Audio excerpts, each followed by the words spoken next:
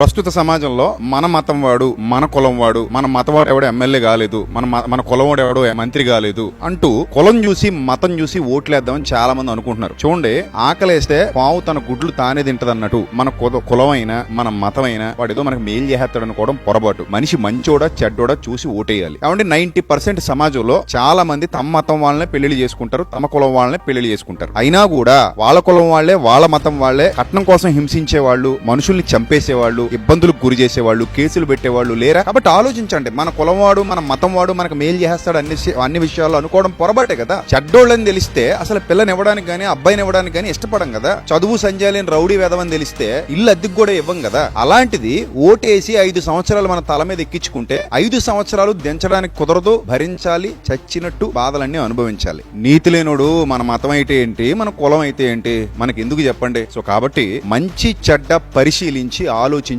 విజ్ఞత వివేకం ఉపయోగించి ఓటేయండి. మన మతం ఓడి గెలవాలి, మన కులం ఓడి గెలవాలి అనే దరిద్రపు ఆలోచన దయచేసి మీ మనసులోంచి తీసేసి దేశాన్ని రాష్ట్రాలని బాగు చేయండి.